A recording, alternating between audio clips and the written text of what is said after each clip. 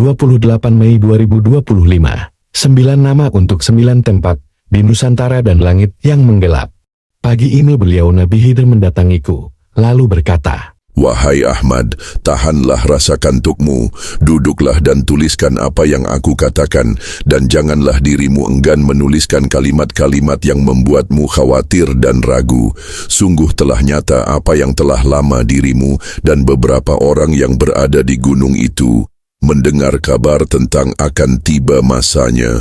Allah memudahkan segala perjuanganmu dan menjanjikan akan datang orang-orang yang ikhlas berjuang bersamamu. Hendaklah mereka bersabar, yakni mereka yang masih duduk bersamamu sampai datang bulan haji ini, dan berikanlah kabar tentang kemudahan yang akan Allah berikan kepada mereka. Wahai Ahmad, sungguh akan datang peringatan Allah atas sebuah tempat di negerimu, di sekeliling tempat yang mereka bangun dengan kesombongan. Dan sungguh Allah telah menurunkan hujan yang banyak, lalu sebagian mereka mengira akan segera berakhir. Sungguh di atas tempat itu mereka tak pernah mengetahui bahwa di bawah kaki-kaki mereka adalah kekuasaan Allah yang telah terbelah dan memancarkan air yang banyak, hingga mengisi sepertiga tanah mereka yang berpasir. Hendaklah mereka bertaubat dan membersihkan tanah mereka dari kemusyrikan dan kemaksiatan. Wahai Ahmad, sungguh sebagian langit akan menjadi gelap di atas tanah mereka dan gemuruh yang panjang sebagai tanda. Dan sungguh Allah hendak menunjukkan kekuasaannya ke atas bangunan yang mereka bangun dengan kedustaan dan kesombongan. Wahai Ahmad, tetaplah dirimu menjalankan yang telah Allah tetapkan. Sungguh dunia akan menyaksikan kekuasaan Allah atas segala yang dirimu kerjakan. Dan Allah mengembalikan kesehatan seseorang yang berpenyakit, yang tidak ada obatnya hingga Allah meletakkan kekuasaannya pada tanah yang ada pada genggamanmu. Hendaklah mereka memperhatikan, bukankah dengan setetes air Ainul Hayat kepada semua yang kamu ciptakan dengan tanganmu adalah bukti nyata kekuasaan Allah? Apakah mereka tidak memperhatikan? Sungguh Allah hendak menutup mulut-mulut mereka yang menghina dan mengatakan dirimu pendusta dengan caranya. Hendaklah dirimu menjauhi perdebatan. Wahai Ahmad, katakan kepada mereka di atas perahumu yang telah aku saksikan keikhlasan mereka. Sebagian dari mereka tengah berjuang untuk sampai pada niat hati mereka menolongmu. Janganlah dirimu menolaknya, lalu abaikan mereka yang ragu. Tidaklah sama bagi mereka yang duduk berjuang bersamamu hingga tiba masa wukuf dibandingkan dengan mereka yang berjuang bersamamu setelahnya. Hendaklah mereka memahaminya. Wahai Ahmad, telah aku tuliskan 9 nama pengikutmu dan 9 tempat di negerimu dan negeri saudaramu. Hendaklah dirimu menetapkan ke atas mereka ketetapan perniagaan-perniagaan. Lalu bangunlah bangunan pertama di negeri saudaramu yang telah aku saksikan keikhlasan sahabatmu dan ayahnya di tempat itu. Sungguh keikhlasan ayah sahabatmu menjadi penolong terbukanya kasih sayang Allah. Dan hendaklah sahabatmu di negerimu bersegera membangun bangunan pertama di negerimu di atas tanah sahabatmu itu, yakni ia yang telah Allah suburkan ladang padi miliknya dengan apa yang dirimu ajarkan kepadanya. Sungguh kekhawatiran dan doa ibunya telah mendatangkan keberkahan atas segala yang sahabatmu kerjakan. Dan Allah Maha mengetahui hamba-hambanya yang ragu dengan hamba-hambanya yang yakin. Dan aku, Abul Abbas, telah mendatangi ladang-ladang mereka yang ragu dan yang yakin.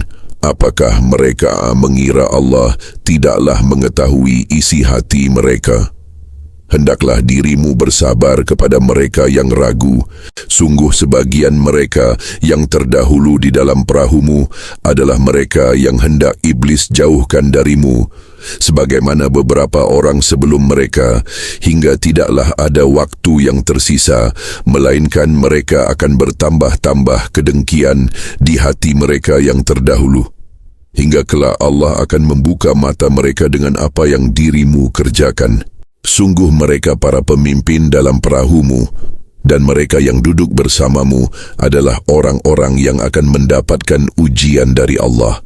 Hendaklah mereka bersabar, dan hendaklah mereka tidak melupakan perjuanganmu, dan mereka ketika kelak Allah memudahkan segala urusan dunia mereka, Sungguh iblis telah mempersiapkan siasat yang keji ke atas diri mereka. Dan sungguh jika seseorang yang diuji dengan kemiskinan masih mampu menahan syahwat dan menolak bujuk rayu iblis, namun teramat banyak manusia yang jatuh ke dalam pelukan iblis jika seseorang itu diuji dengan kekayaan. Hendaklah mereka mengingat nasihatku ini, hendaklah mereka mengingatnya kelak. Wahai Ahmad, hendaklah dirimu menyelesaikan pekerjaanmu pada perniagaan, syarikat. Lalu keluarlah dari rumahmu menuju tempat yang telah aku katakan kepadamu, dan hendaklah dirimu membawa apa yang aku perintahkan kepadamu, agar dapat dirimu mengingat apa yang akan aku ajarkan kepadamu. Sungguh Allah benar-benar hendak menggantikan yang makruh dengan yang halal dan bermanfaat.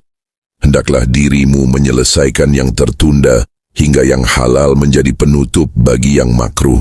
Sungguh beberapa pengikutmu telah aku ketahui apa-apa yang hendak mereka lakukan, dan Allah memperdengarkan perkataan mereka kepadaku. Sungguh mereka termasuk orang-orang yang pandai dan bijaksana. Sungguh Allah tidaklah memurkaimu dan pengikutmu, yakni mereka yang hendak melengkapi dirimu dengan pangkat dunia. Sungguh dunia akhir zaman tidaklah lepas dari selembar kertas, lalu sebagian dari manusia memuji-mujinya. Wahai Ahmad, katakanlah, sungguh seseorang perempuan yang telah mendapatkan petunjuk, hendaklah mereka menahan amarah mereka dan menahan lisan-lisan mereka dari perkataan yang akan menyebabkan turunnya murka Allah kepada mereka.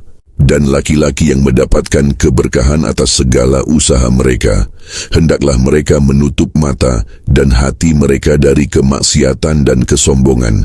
Yang demikian itu akan menjauhkan diri mereka dari kemiskinan.